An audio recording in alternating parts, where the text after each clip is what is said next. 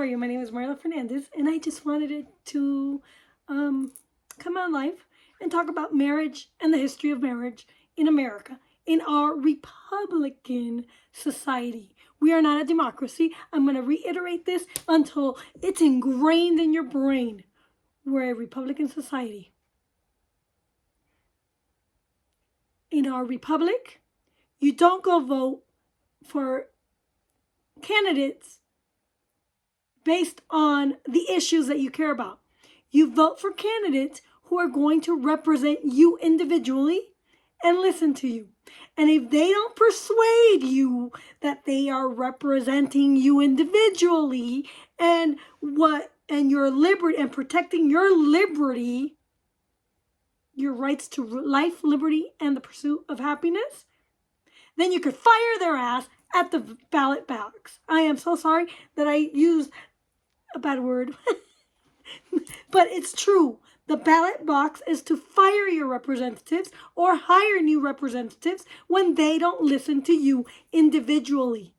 We are not a collective society. We are not a democracy. We don't go by mob rule. We go by the rule of law, which is a constitution.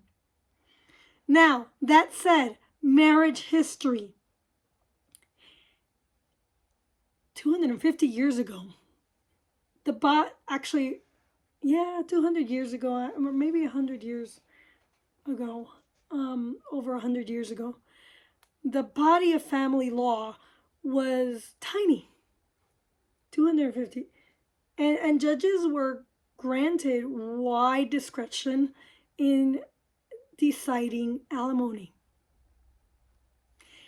The body of law of marriage history comes from the church. Canon law.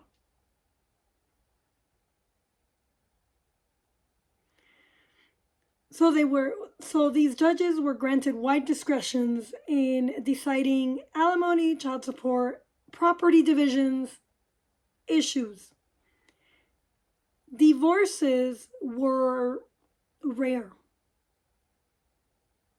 as were paternity actions and adoptions. The family was viewed as one unit, which is being destroyed today by the Marxist socialists, the socialist Democrats. Okay? So when my representative, Meg Froelich, talks about, oh, I need to do this and I need to work with the courts, she's infringing on our right and to be free from government imposition into religious beliefs.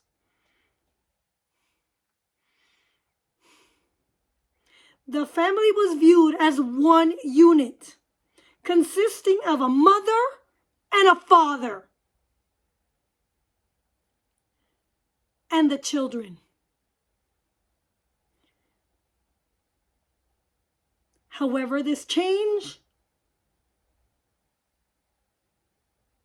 in American culture over the last 100 years, and in particular since 1960, judges and lawyers are now faced with resolving exceedingly complex and often pervasively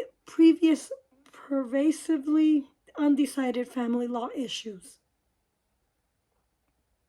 The body of family law is now large and growing. We have a lot of issues and problems in our family courts. I'm only a paralegal. Bear in mind, if you have any questions, please go to your lawyer. They represent you. I am just giving you the historical context of family law. Often, only legal experts in the area possesses sufficient competence to understand and apply. And I'm going to argue that my representative, who is a little history background, is not an expert. And she is representing me. She needs to listen to me. because I have much more knowledge of law and history than she does in the context of American history. And I'm not compromised by socialist agenda or money coming from Marxist organizations usurping my individual rights. I'm going to be respectful. Few dispute the fact that the nature of family life in America has dramatically changed. It's not just a dramatic change, it's a shocking change.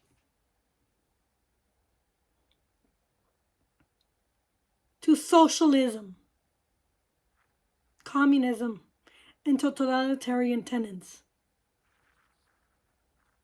The government has no right in family law area at all to interpose itself in the area of religion.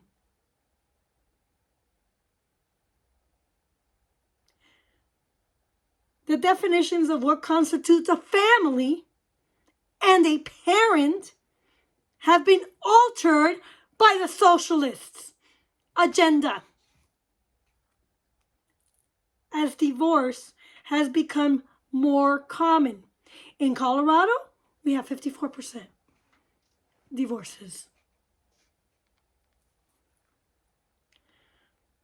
Civil unions between same-sex couples with children and cohabitation, if you're in Colorado and you're cohabiting, you could be considered common law marriage. Between heterosexual couples, add to the challenge defining of what a family is. A family is between a man and a woman. Period. This is a religious freedom right. Religion is to be in society, whereas the government cannot interpose itself into society's beliefs. I just said that in another video. This is why I'm getting involved. And I'm going to still continue to say it until we win a compromise.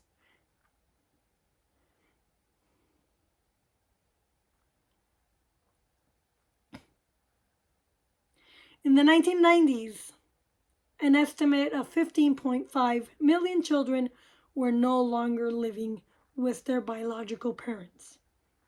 And as many as 8 to 10 million children have been born to families with gay and lesbian parents.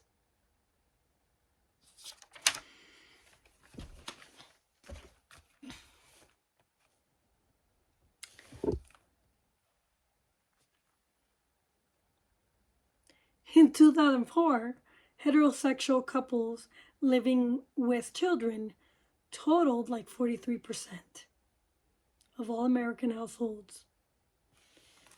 So it's very important that I talk about family law and my knowledge and share my knowledge so that you can help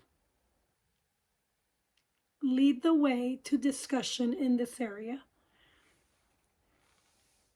Early history, so looking back at several centuries, at early principles and practices and traditions behind them, which may explain our God-centered society.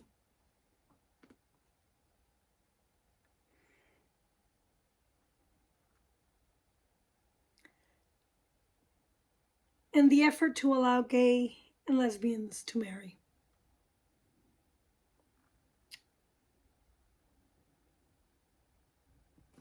The role of government is to protect individual rights, life, liberty, and the pursuit of happiness of every individual. Period. Their duty is not to interpose itself, and I think I'm saying that correctly, interpose itself into society's values and beliefs and dictate what the values are going to be, like they have been doing for 100 years.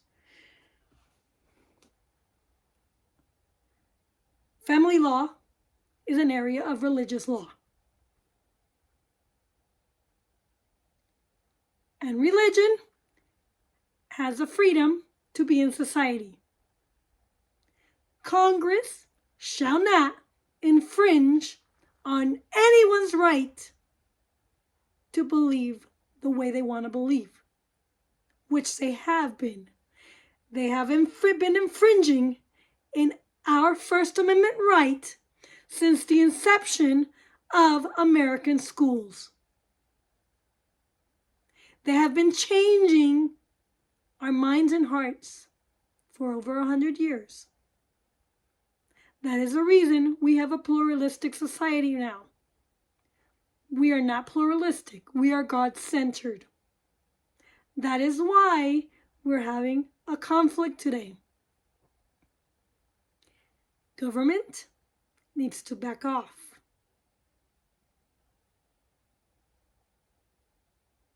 They do not rule your behavior. Your behavior is governed by God. You are free to choose whether to obey God's law or to obey evil and your own subjective opinion of what you should do. You can govern yourself in America.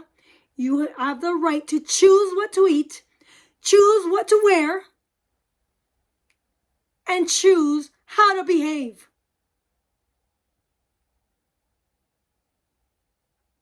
We need to start holding these politicians accountable for infringing on those very choices. You have the right to be able to choose what to listen to.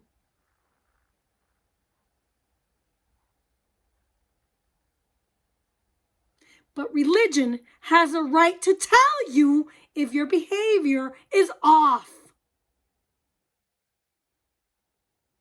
I am standing up for all religions and for parents. The government has no right to interfere with your life, liberty, or pursuit of happiness. They need to back off. In America, we have a constitution, and I will defend it till the day I die. And I will make sure my sons and my nephews and nieces defend the Constitution until they die. They cannot back off and sit on the sidelines. They need to be aware of what their representatives do. That said, let's go back. Mosaic law. A man was barred under Mosaic law. A man was barred from marrying his mother, stepmother, sister, half-sister, granddaughter, and granddaughter-in-law. Even today, Mosaic law may occasionally influence the outcome of issue in family disputes. Mosaic law is our foundation in Judeo-Christian biblical principles. The Bible in this area of law is influential. And Meg Froelich needs to adhere to the Bible, not to her own subjective opinion. The Bible has played a significant role in the development of family law. Why? Because America is a God-centered country. You cannot remove God from this country. If you remove God from this country and you allow the government to usurp God's law, guess what happens? We become a totalitarian country.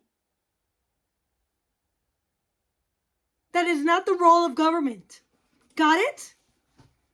Family law is religious law. If you want to be married and you're gay, well, get it through your head that it's not the government's job to tell you who you should marry. If you want to hook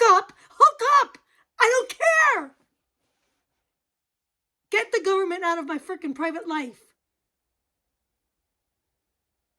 Do whatever the hell you want to do. Go to hell if you want.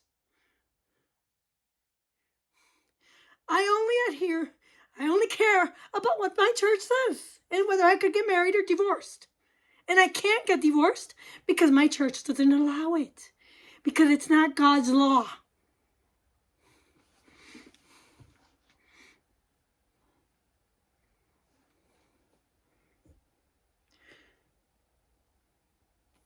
The Bible was nothing short nothing short of the underlying fabric upon which American society was founded and helped from the earliest colonial laws. Abortion is a biblical principle, and God does not give life to take it away. That is why the government must intervene in abortions. And it's a state right. Every state has a duty to take care of its own. It's not a federal right. The theory that when a couple marries, they become one, and that one is the husband, most likely derives from the book of Genesis. Genesis 2:24. It's creationism, which states that a husband must leave the home of his parents to be joined with his wife, and they shall become one flesh. The husband in biblical times is the leader of his family. If he is flawed spiritually, his family will be flawed spiritually too. He forms the ministry of education. It is under his leadership that children ought to be taught. It is not the government's role to interpose itself in family life. The biblical view of marriage is repeated by Paul in his epistle to the Ephesians, Ephesians 5:31. Other principles and practices of American family law can be found in Romans law. The canon law as developed by the English ecclesiastical courts, which, mind you, it's also developed. The canon law is really developed by the Catholic Church. But in England, one of England's kings wanted to get divorced. And he kept getting married. He got married 7 times. This is unacceptable. And the church said, I don't think so. You're not getting divorced anymore. Hello.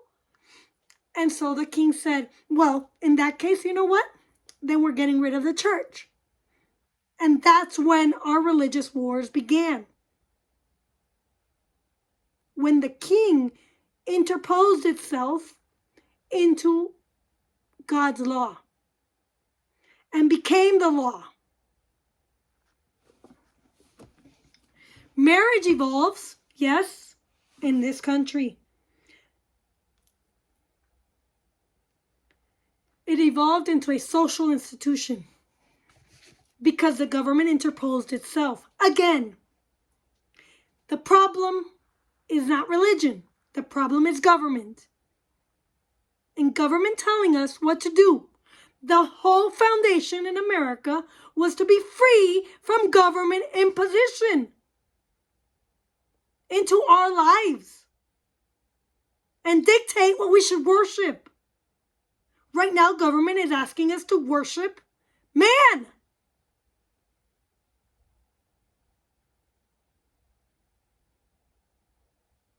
If you're American and you do not like this, you could leave. You could leave to a socialist country where there is no religion and government interposes itself in what you need to believe.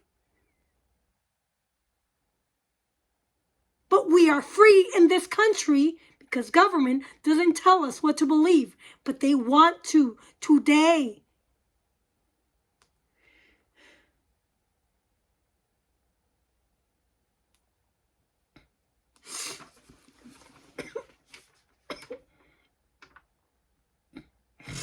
During the 4th and 5th centuries, a systemic theology of marriage began to emerge as the Church of Rome provided a shape for it. Under the church doctrine, marriage was characterized as a sacrament.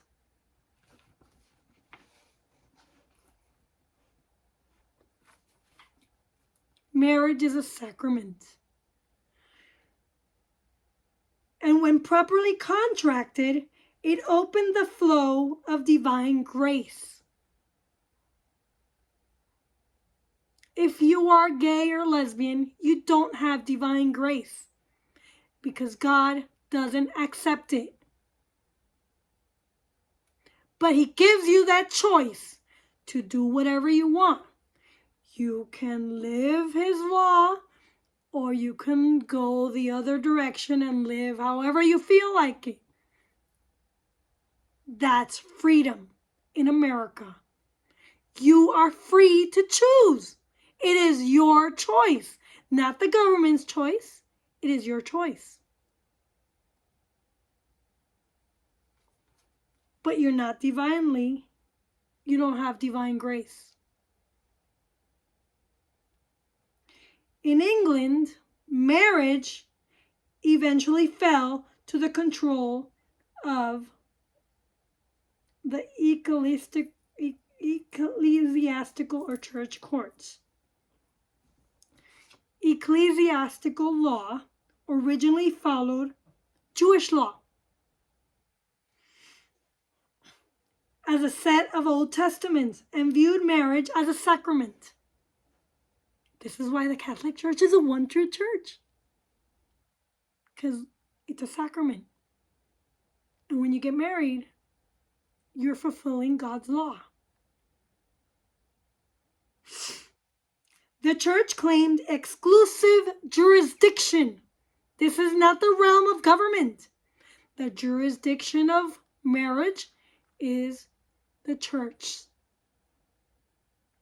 over what pertained to be one soul, salvation, and sanctification. Therefore, it assumed jurisdiction to deal with marriage and separation. It is not Meg Froelic's problem. She needs to adhere to ecclesiastical law if she's going to make a law for family courts. Or she's going to mess it all up and muddy it. Her socialist agendas are going to usurp church jurisdiction. It is not the government's jurisdiction. Family law is the rightful jurisdiction of the church.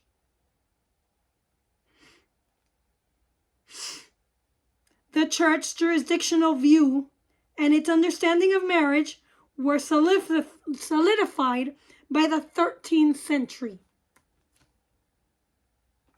From 1200 to 1500 AD, the church was recognized as the one universal sovereign of the West that governed all of Christendom. And the canon law was the universal law of the West.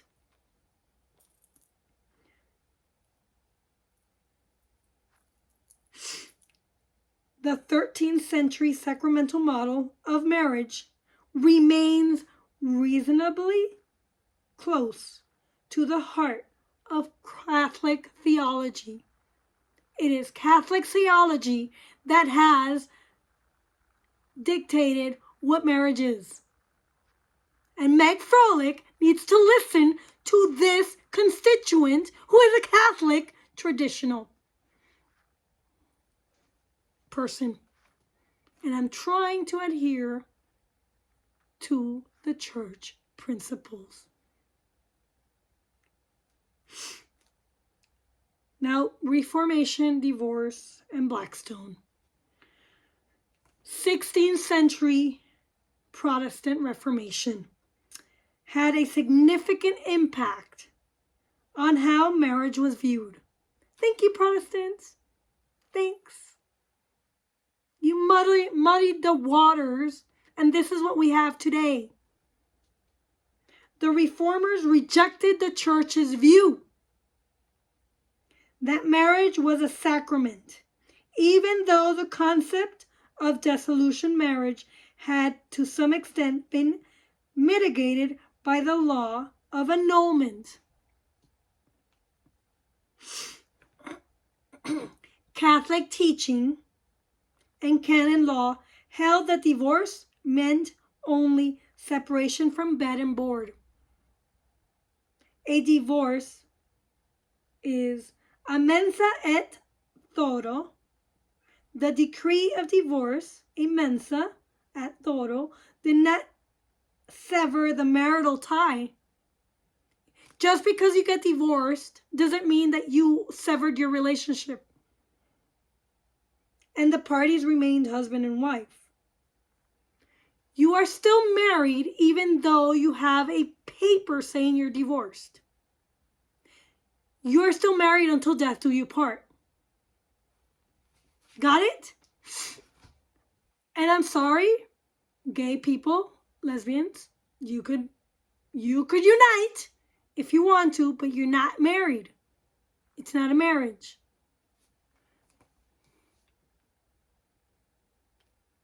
Marriage is not the government's role. The government is trying to usurp church jurisdiction. This is the separation, the wall of separation that Thomas Jefferson meant. There is a jurisdiction. There is church jurisdiction and government jurisdiction. And government cannot interpose itself in church jurisdiction.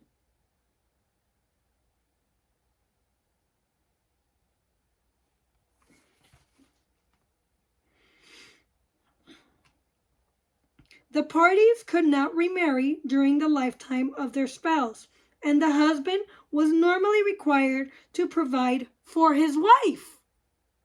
Many men today don't want to provide for their wives. With permanent support. If a man divorces his wife, he pays alimony and covers her expenses because it is his duty and he's still married. The feud between church and Henry VIII may also have influenced how marriage was viewed. Thank you, England, King Henry. In England, the canon law had provided the foundation for family law until Henry VIII.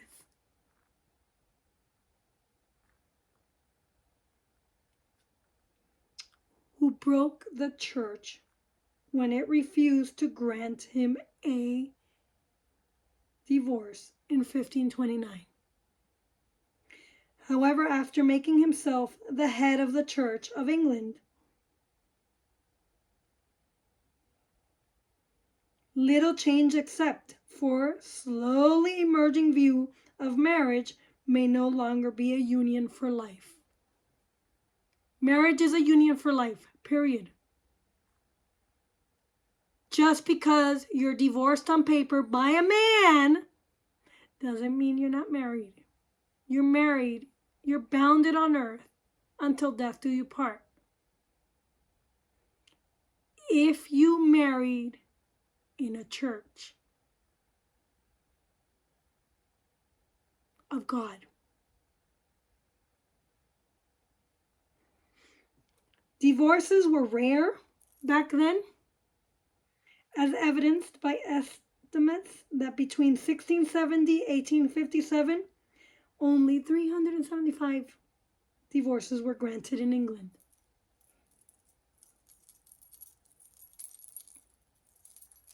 Thank you, England.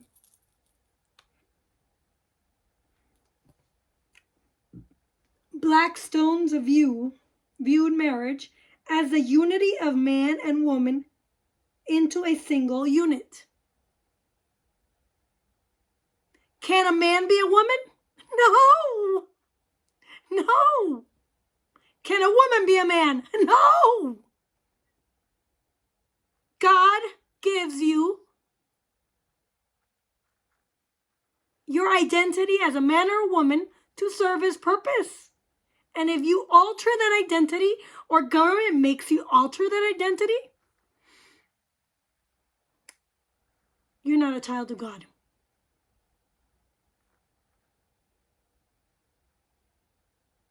Your soul no longer recognizes who you are. You've corrupted yourself and your image.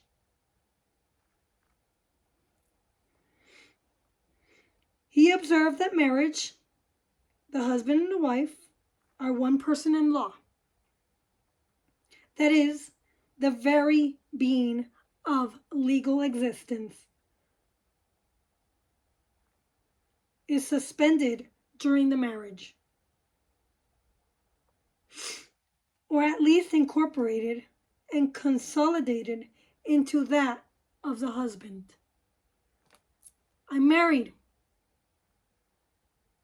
My husband is our leader in this family. Whether this marriage fails or succeeds, it is my husband's 100% fault. Because his role as a husband and a father is to God first.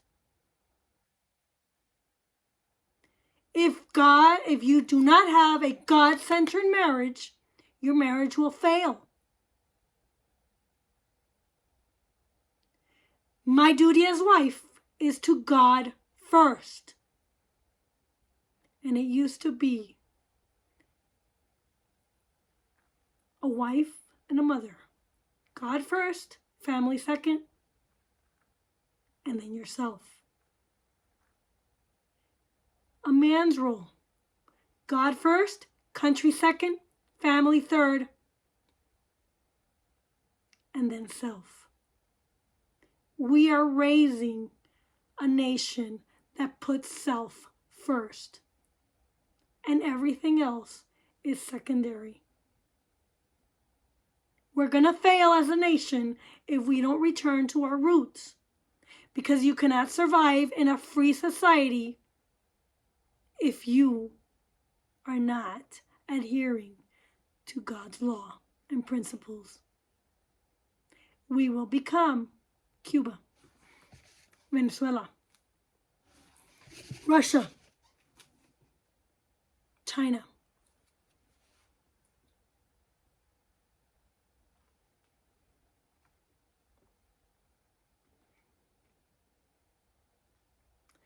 That's a brief history for now. That's all I'm going to give you. Until next time.